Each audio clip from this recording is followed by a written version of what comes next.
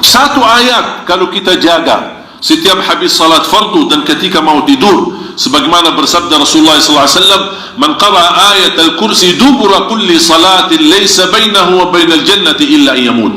Barang siapa yang membaca ayat kursi setiap habis salat fardu, dijamin menjadi ahli surga.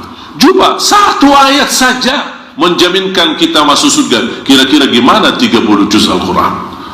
Dan selalu saya sampaikan kepada jemaah, kalau seandainya buru-buru, lagi ada rapat, ada meeting, ada urusan mendadak, tak bisa berlama-lama di masjid, tak apa-apa, habis istighfar langsung baca ayat al-kursi, terus habis itu jalan. Terus gimana subhanallah walhamdulillah dan zikir-zikir yang lain, tak apa-apa, sambil jalan pulang bisa kita jalankan zikir itu, asal jangan tinggalkan ayat kursi setiap habis salat, karena itu jaminan mendapatkan surga Allah subhanahu wa ta'ala. Saya harap jemaah sekalian, kita mempersiapkan diri mulai sekarang. Jangan menunggu Ramadan yang datang, karena belum tentu bertemu Ramadan. Tidak ada yang punya jaminan punya umur sampai bulan suci Ramadan. Makanya saya harap, kalau tidak bisa 1 juz dalam 1 hari, minimal mulai harimu baca Al-Quran, tutupi harimu dengan membaca Al-Quran. Tunjukkan perubahan. Kalau anda ingin Allah rubahkan nasib kita, anda ingin Allah merubahkan rizkimu, Allah ingin merubahkan keadaanmu menjadi lebih baik, tunjukkan perubahannya kepada Allah subhanahu wa ta'ala. Tunjukkan perubahannya luar biasa, akan dapat anugerah yang luar biasa. Tapi jangan kita menjadi hamba biasa-biasa saja, tapi minta sama Allah yang luar biasa. Itu tidak adil.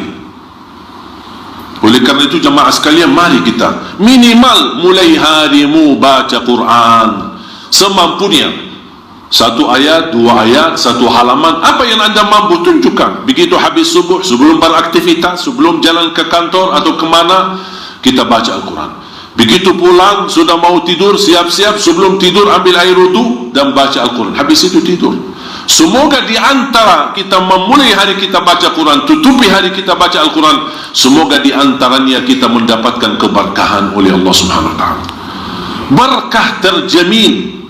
Saya belajar dari ibu saya, setiap hari tidak pernah lewat pasti khatam suratul Baqarah setiap hari, karena Rasulullah SAW bersabda, "Alaikum bi suratil Baqarah fa inna akhdaha barakah wa tarkuha hasrah wa la tastati'uha al-batalah." Ambillah suratul Baqarah, jagalah suratul Baqarah. Barang siapa yang membawa suratul Baqarah, sesungguhnya dia telah membawa keberkahan. Dan barang siapa yang meninggalkan suratul Baqarah, kata Rasulullah SAW, akan menyesal. Kira-kira mau mendapatkan keberkahan atau membawa penyesalan? Kalau kita merasa diri gagal menjadi ahlul Quran atau penghafal Al-Quran, mohon dengan sangat, jangan gagalkan anakmu menjadi penghafal Al-Quran. Saya kagumi dan terkejut ketika melihat anak-anak hafiz Indonesia, rata-rata dari orang tua yang awam, orang tua yang buta huruf, orang tua petani, orang tua yang tidak punya kemampuan.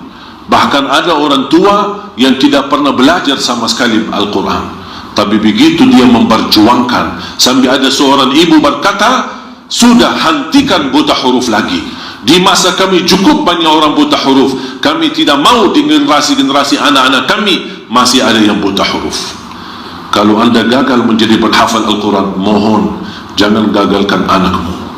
Kalau itu pun anakmu tidak berhasil menjadi penghafal Al-Quran, jangan gagalkan hartamu untuk mendukung dan membantu program Al-Quran dimanapun. Supaya apa? Datang di hari kiamat kita berkata, "Ya Allah, mohon maaf, saya tidak bisa menghafal Al-Quran, anakku pun tidak mampu menghafal Al-Quran. Ya Allah, jadikan hartaku, sedekah, zakat, infakku menjadi saksi baik untuk program Al-Quran." Mudah-mudahan kita mendapatkan orang-orang yang menilai atau mendapatkan syafaatnya Al-Quran di hari kiamat. Ya Allah, jadikan kami semua ahlul Quran, jadikan kami semua ahlul Quran, keluarga Al-Quran, berakhlak-akhlakul Quran, yang mencintai Al-Quran, yang mampu dengan kemampuan yang menamalkan isi Al-Quran, dan akhiri hayat kami saat membaca Al-Quran, dan jadikan akhir hayat kami husnul khatimah ya Rabbal Alamin.